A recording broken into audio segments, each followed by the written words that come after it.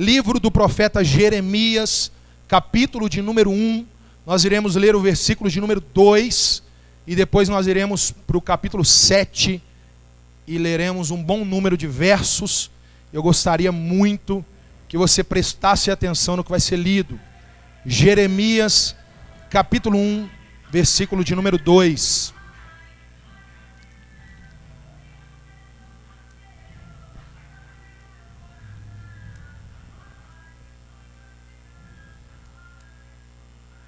Jeremias, capítulo 1, versículo 2. Amém, os irmãos? Diz assim o texto sagrado: a ele veio a palavra do Senhor nos dias de Josias. Diga comigo, nos dias de Josias, filho de Amon, rei de Judá, no 13º ano do seu reinado. Diga comigo, 13º. Agora vem comigo para o capítulo de número 7. Capítulo de número 7. Nós leremos a partir do verso de número 1. A palavra de Deus diz assim: palavra que da parte do Senhor veio a Jeremias: põe-te à porta da casa do Senhor e proclama-lhe essa mensagem. Ouvi a palavra do Senhor, todos de Judá, os que entrais por essas portas, para adorardes ao Senhor. Assim diz o Senhor dos exércitos, o Deus de Israel: emendai os vossos caminhos e as vossas obras, e eu vos farei habitar neste lugar. Não vos fieis em palavras falsas, dizendo: templo do Senhor, templo do Senhor, templo do Senhor é esse. Se porém mudardes o vosso procedimento e as vossas obras, se deveras praticardes a justiça, cada um com o seu companheiro, se não oprimirdes o estrangeiro, o órfão e a viúva, nem derramardes sangue inocente neste lugar, nem andardes após outros deuses para o vosso próprio mal, eu vos farei habitar neste lugar, na terra que dei a vossos pais de século em século. Vede, porém, vós confiais em palavras falsas, que para nada são proveitosas. Furtareis vós, e matareis, e cometereis adultério, e jurareis falsamente, e queimareis incenso a Baal, e andareis após outros deuses que não conhecestes, e então vireis e vos poreis diante de mim nessa casa que se chama pelo meu nome, e direis: somos livres, podemos fazer todas essas abominações. É essa casa que se chama pelo meu nome uma caverna de salteadores aos vossos olhos? Mas eu mesmo vos digo isso, diz o Senhor: ide agora ao meu lugar de adoração, que estava em Siló, onde no princípio fiz habitar o meu nome, e vede o que lhe fiz por causa da maldade do meu povo Israel. Enquanto fazíeis todas essas obras, diz o Senhor, eu vos falei, começando de madrugada, mas não ouviste. Chamei-vos, mas não respondestes. Portanto farei a essa casa que se chama pelo meu nome, na qual confiais, e a este lugar que vos dei a vós e a vossos pais, como fiz a Siló. Eu vos lançarei da minha presença, como lancei a todos os vossos irmãos e toda a geração de Efraim. Portanto não ores por esse povo, nem levantes por ele clamor ou oração, nem me importunes, porque eu não te ouvirei. Deixa a sua Bíblia aberta. Deus, em nome de Jesus, a tua palavra é maravilhosa. Ela é lâmpada para os nossos pés, ela é luz para os nossos caminhos. Que o Senhor possa uma vez mais nessa noite falar ao nosso coração.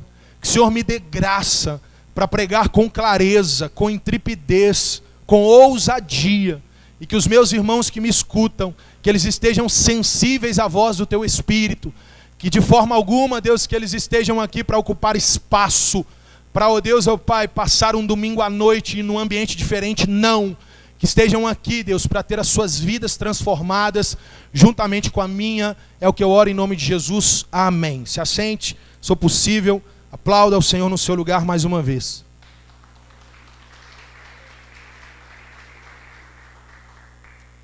Meus irmãos, o tema da minha fala é esse: o oleiro, o vaso e o profeta.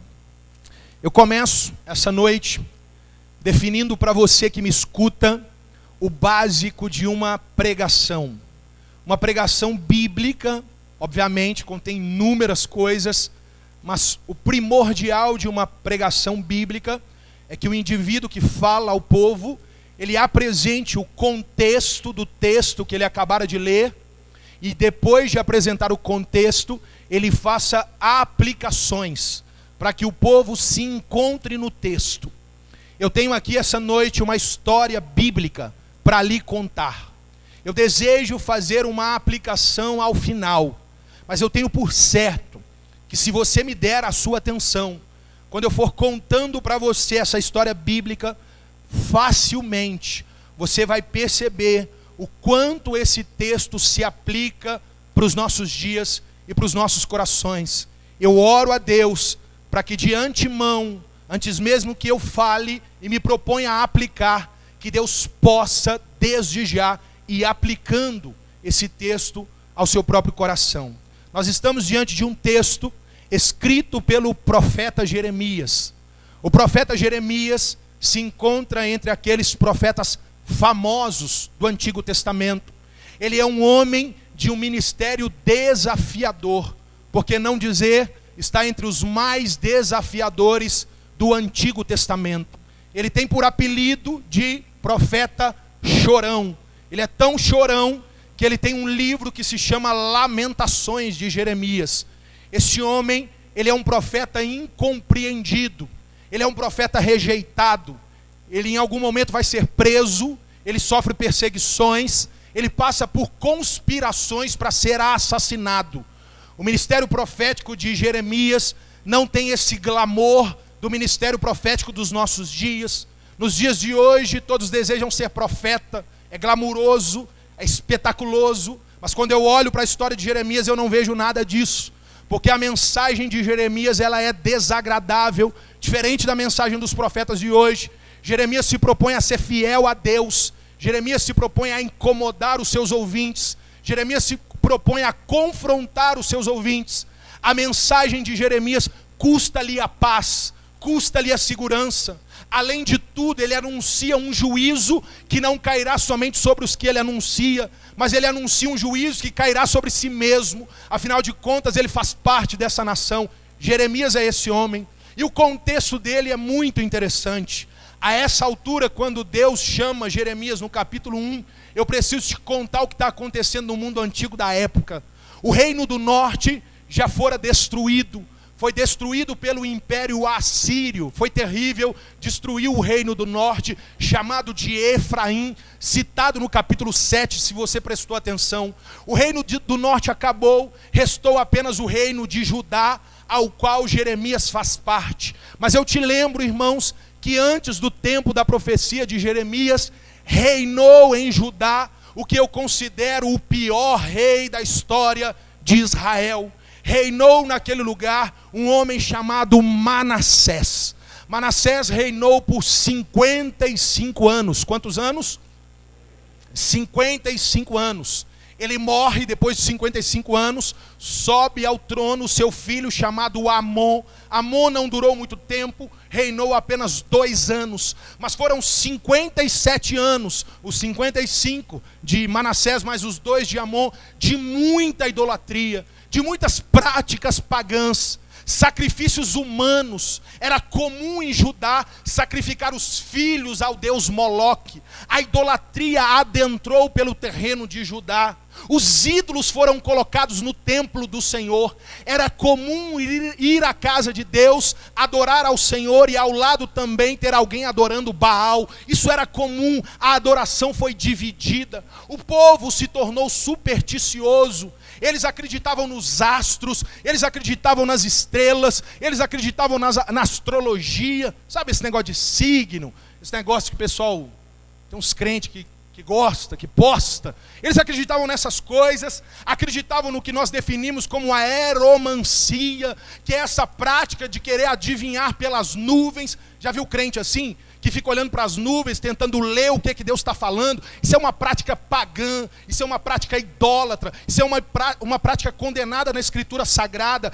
Deus, nesse tempo, está vendo o povo fazendo essas práticas. 57 anos afastados de Deus. Quando Amon morre, e ele morre jovem, o seu herdeiro se chama Josias. E Josias tem apenas 8 anos de idade, mas ainda assim, ele é colocado no trono para reinar. E a Bíblia vem quebrar o que vinha sendo contado sobre os reis até então. Se Manassés era ímpio, se Amon era ímpio, a Bíblia nos fala, no segundo livro dos reis e no segundo livro das crônicas, que Josias se propôs a agradar ao Senhor. Ele quebra o ciclo, ele quebra a roda, e ele decide agir diferente, construir uma nova história. Mas eu chamo a sua atenção que se você procurar ler a história de Josias, você descobre que ele vai se propor a reformar Judá. Mas a reforma dele não começa de imediato. A Bíblia Sagrada nos conta que ele inicia essa reforma no 18º ano do seu reinado.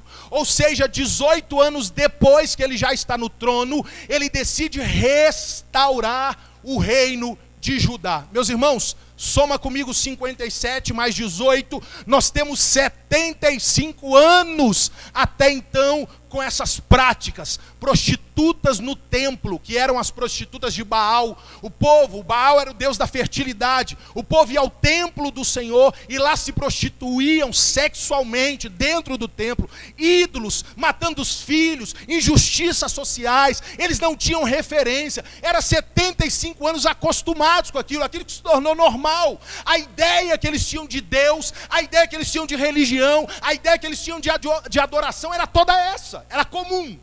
Só que Josias, meus irmãos, depois de 18 anos, ele é despertado por Deus. E eu oro ao Senhor, para que como Deus despertou aquele jovem, sejamos despertados também aqui nessa noite.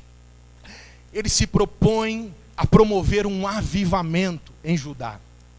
A Bíblia diz na história de Josias que ele começa a andar pela cidade de Jerusalém e começa a despedaçar os ídolos.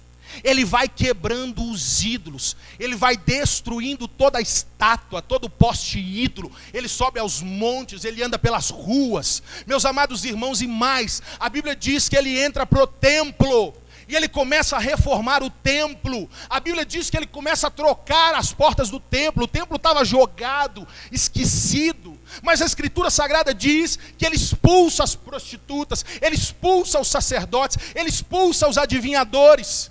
Ele lança fora os ídolos, ele muda todo o cenário. Mas, meus irmãos, a Bíblia nos diz que durante essa reforma, o sacerdote Ilquias encontra um livro jogado dentro do templo. O livro de Deuteronômio, a lei daquele tempo. E ele começa a ler a Bíblia. E aí a reforma ganha mais força. A Bíblia diz que ele começa a celebrar a Páscoa novamente. Deus começa a mudar. Parece, aparentemente, que Deus está agindo. Meus amados irmãos, quem olha para Judá, percebe claramente que um avivamento aconteceu. Quem olha para esse lugar percebe que o templo está diferente, o culto está diferente, a cidade está diferente, as pessoas estão diferentes. No templo não tinha mais Baal, não tinha mais adorador de Baal, tinha adorador do Senhor. Meus irmãos, nas casas, as músicas não eram mais para os ídolos, não era mais música mundana, agora as músicas eram louvor para o Senhor. As pessoas não iam mais agora se embriagar, se prostituir. As pessoas iam para a igreja, as pessoas iam para o templo, as pessoas iam buscar Deus. As roupas mudaram, o jeito de falar mudou. O povo agora andava com a Bíblia, o povo agora conheceu a palavra, meus irmãos. Que coisa maravilhosa. Mas é nesse momento de avivamento que Deus chama Jeremias para profetizar.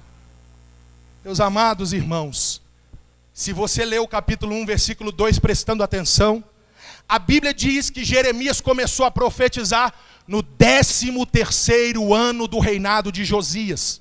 Ou seja, 5 anos antes da reforma começar. 5 anos antes da mudança começar. Ou seja, Jeremias foi testemunha ocular de tudo que estava acontecendo. Ele presenciou os ídolos sendo quebrados. Ele presenciou as pessoas mudando a conduta, a forma. Se Jeremias fosse um profeta como os de hoje, num cenário maravilhoso como esse, o que Jeremias entenderia do seu chamado profético? Qual que seria a profecia na praça de Jeremias? Eis, filhos, o Senhor tem se agradado de vocês. Não é isso? Eis, Jerusalém, Deus é contigo, varão valoroso. Eis, Jerusalém, ó o anjo com a bandeja de ouro, é só bênção, é só maravilha. Se Jeremias fosse esse homem de hoje, a palavra dele corroboraria com o que estava acontecendo no cenário visível aos homens. Mas Jeremias, ele não foi levantado por homens, ele foi levantado por Deus. E num cenário que aos olhos humanos parecia tudo bem, ele se levanta como um atalaia, convocando ao povo ao arrependimento. Ele condena Judá, dizendo que a mudança foi só por fora. Ele condena Judá, mostrando para eles que foi só a casca. Ele condena Judá, mostrando que embora agora eles tinham outras atitudes, o coração continuava longe de Deus. Do capítulo 1 ao 6, você vê claramente o povo resistindo, o povo batendo boca com Jeremias, o povo negando veementemente que estão em pecado. Há momentos que eles vão dizer: como assim se arrepender? Arrepender de quê? Poxa vida, eu estou vindo para a igreja, eu estou dando dízimo, eu estou chorando, eu estou ouvindo a pregação. Do que eu tenho que me arrepender? O povo não quer ouvir isso. O povo não enxerga isso. Aí Deus precisa agir. O povo não quer te ouvir, Jeremias. Eu vou te levar para um lugar onde eles vão ter que te ouvir. Eu vou te colocar no lugar onde o povo agora se encontra. Eu vou te colocar no lugar onde o povo frequenta. Onde é esse lugar? Capítulo 7, a partir do verso 1. Deus diz: Jeremias, vai para a porta do templo. Fica lá na porta da igreja. E o texto diz: e o povo passava para adorar o Senhor e saía. E você vai ficar lá na porta pregando. Meus irmãos, no dia de culto, o Jeremias vai lá. O Jeremias chega lá. Ele se coloca na porta. E ele começa o seu sermão. E o capítulo 7, para quem ama pregação, nós temos aqui um sermão completo, perfeito, interessante, com os pontos, com a introdução, os tópicos, tudo dividido, belíssimo sermão. E eu quero explorar rapidamente alguns pontinhos desse sermão, longe de mim de conseguir esgotar o tema, mas algumas coisinhas. A primeira coisa que eu abordo com você é que o verso 3, 4, 8 e 9 me mostra claramente que esse povo ainda continuava supersticioso. Olhe para cá. Olha o que acontece. A pregação de Jeremias começa assim: assim diz o Senhor, povo de Judá, vocês que confiam em palavras vãs. Essas palavras vãs, o Jeremias diz quais são. O povo batia no peito e dizia: templo do Senhor, templo do Senhor, templo do Senhor é esse. Olha que coisa maravilhosa, olha que lugar reformado, mudado, embelezado, que lugar maravilhoso. O Jeremias começa mostrando para eles que não importava aonde eles estavam entrando, O que importava para eles aqui não era onde eles estavam, mas era como eles estavam, meus irmãos. Essa é a chave inicial para a nossa vida. Pouco importa, meus irmãos, se nós estamos aqui. O que realmente importa, especialmente numa noite tão sublime de ceia, é como chegamos aqui, como está o nosso coração aqui. Para eles não importava se a vida deles estava longe de Deus, o que importava é que eles estavam perto do templo. Deus está longe, mas eu estou na igreja. Poxa vida, está tudo bem, está tudo jóia. Eu venho nos cultos, eu participo. Aí no verso 8 e 9, Jeremias vai dizer, peraí, vocês matam, vocês cometem adultério, vocês mentem, vocês adoram a Baal, vocês andam após outros deuses. Aí depois vocês vêm para cá e diz, templo do Senhor.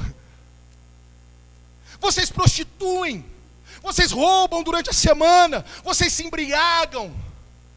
Vocês praticam as coisas mais ímpias, perversas, tratam as pessoas como números, são soberbos, são indiferentes ao sofrimento do outro, são incompreensíveis.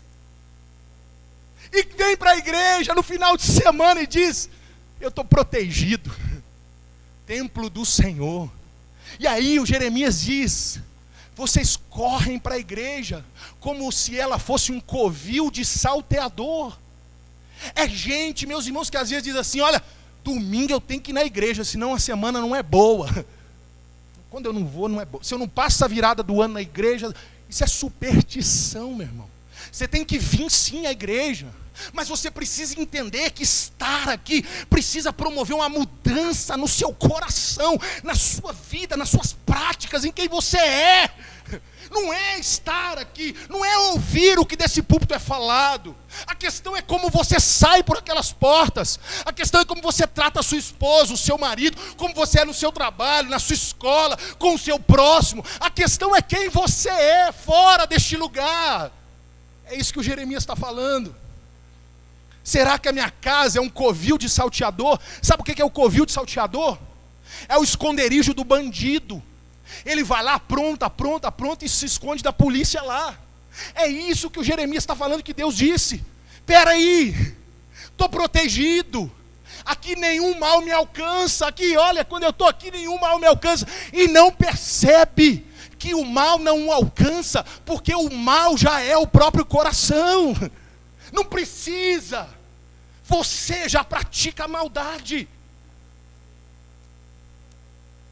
Jeremias está dizendo que não é o culto, não é o momento da reunião, não é o quanto eu levanto as minhas mãos, não é a altura do meu aleluia, é vida, irmãos. O que eu faço que mostra quem eu sou. Meus amados irmãos, Jeremias parece descrever os nossos dias. Pessoas que vão na segunda-feira e se esquecem de Deus, adulteram, mentem, dormem com a namorada, roubam, dão prejuízo, são desonestos, se embriagam. Aí no domingo vêm para este lugar e não se lançam no chão, continuam acreditando que Deus é com eles. Deus vem no verso 13 dizer, eu chamei vocês, eu gritei vocês de madrugada, mas vocês não me ouviram. O verso 13, Deus faz um apelo, eu estava avisando vocês, eu estava gritando com vocês, mas vocês não me escutavam. Deus é irrelevante para essas pessoas. Deus não interessa para eles. Deus não é o alvo deles. Deus grita o nome deles, mas eles não querem Deus. Eles só querem usar Deus. Jeremias usa no seu livro a palavra ganância várias vezes. O culto desse povo era para eles. Eu quero o que é meu, eu tomo posse, é meu, eu preciso, eu recebo. Eu tomo posse, é meu. E vai vivendo desse jeito, carro, trabalho, casamento, emprego. Eu quero porque não é Deus que ela quer. Não é por causa de Deus que ela está aqui, é por causa dos seus projetos pessoais. E tem mais. Se Deus não faz, ela vai para outro endereço, achando que lá Deus vai fazer. E ela vai de igreja, seita. Ela vai buscando o que tem, porque ela não quer Deus. Não é Deus que ela ama, Deus é um detalhe. Deus é um trampolim. Deus é só uma ponta na equação. Meus irmãos, eles serviam a Baal, para Baal dar coisas para eles. E agora eles servem o Senhor, para o Senhor dar coisas para eles. Eu preciso te colocar para pensar aqui nessa noite, quem Deus é para você. Antes de conhecê-lo, você o trata como a quem você servia antes? A sua relação com Deus é semelhante às relações que você tinha antes? O profeta está gritando, e talvez você está se perguntando, não tinha mais profeta lá? Não tinha. O capítulo 6, versículo 14, diz que outros profetas profetizavam. E sabe qual que era a profecia deles? O Jeremias diz: eles curam a ferida do meu povo superficialmente. E eles dizem paz, paz, quando não há paz. Havia sim outros profetas, mas os outros profetas diziam que está tudo bem, está tudo jóia, o importante é você vir no culto, irmão. O importante é você dar o dízimo, não tem problema. Não tem problema se a sua vida é uma mentira. Não tem problema se o seu coração continua duro, está tudo bem. O versículo 16 me assusta, porque Deus diz: não ore mais, não me importune, porque eu não vou te ouvir. Irmão, eu estudava esse texto, e você não tem ideia do desespero que bate no meu coração de ver o Deus longânimo, benigno, que as misericórdias se renovam toda manhã, dizendo chega. Você tem ideia do que é isso? Não te assusta perceber que a paciência de Deus se esgota? Não te assusta isso, irmão? Você não fica assustado achando que vai dar para você levar essa vida sempre? Você não fica assustado percebendo que Deus está te vendo e que uma hora Ele vai puxar a corda? Meu Deus.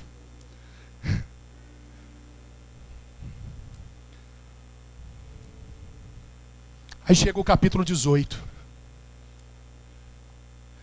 E Deus diz para o Jeremias: Jeremias, desce até a casa do oleiro. E o Jeremias vai. E o texto diz que quando ele entra na casa do oleiro, o oleiro está fazendo um barro para construir um vaso. E o texto diz que o vaso se quebra na mão do oleiro. E Deus diz assim: Jeremias, como esse vaso quebrado nas mãos do oleiro, Israel é na minha mão. Ele não joga os cacos fora, ele junta os cacos, ele refaz o vaso. Eu estou aqui para te dar uma palavra de esperança. Eu não estou aqui para te ofender do púlpito. Eu estou aqui para te mostrar que tem um caminho. Eu estou aqui para te mostrar que tem esperança. Eu estou aqui para te mostrar que você não está perdido. Eu estou aqui para te mostrar, meu irmão, que mesmo numa situação de caos, quando Jeremias desiste, Deus não desiste. Deus ainda diz: eu vou tentar de novo, Jeremias. Ainda que o vaso está quebrado, ainda que o vaso foi esmagado, eu vou reconstruí-los. E talvez seja essa sua história aqui hoje. Deus quer te reconstruir. Deus quer te refazer. E não importa se você está quebrado, é até bom que esteja. Que é aí que Ele vai juntar os cacos. E Ele vai refazer o vaso. Você pode se colocar de pé no seu lugar? Feche seus olhos.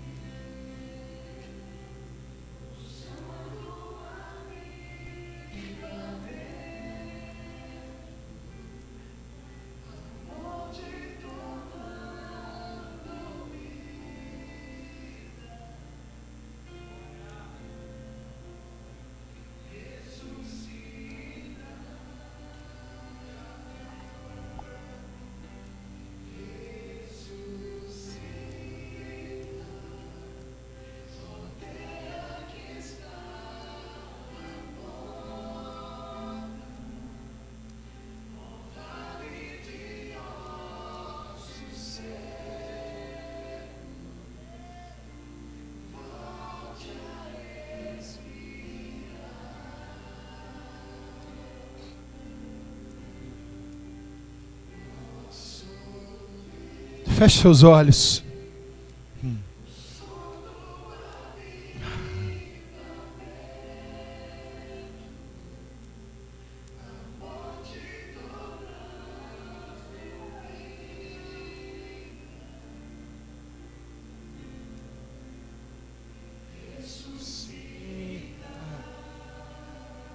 Preste atenção. Eu conversava essa semana que passou com um irmão. E eu falava com ele que entristece o meu coração de quando eu tenho que dizer que eu sou pastor de uma igreja. Eu tenho que me esforçar para dizer, olha, mas eu não sou pastor igual você está vendo na televisão. Eu não sou pastor igual você está vendo no noticiário. Eu tenho certeza do que Deus me chamou para fazer. Nós temos vivido dias da igreja que é pastor mandando matar, que é pastor indiciado na operação da Lava Jato, que é crente tratando a Bíblia e Jesus como qualquer coisa. Mas eu ainda acredito que existem os Jeremias da nossa geração. Eu acredito nisso, eu acredito. Pessoas que estão dispostas a dizer o que Deus quer que fale, mesmo quando o cenário mostra o contrário. Deus está levantando pessoas aqui nessa noite.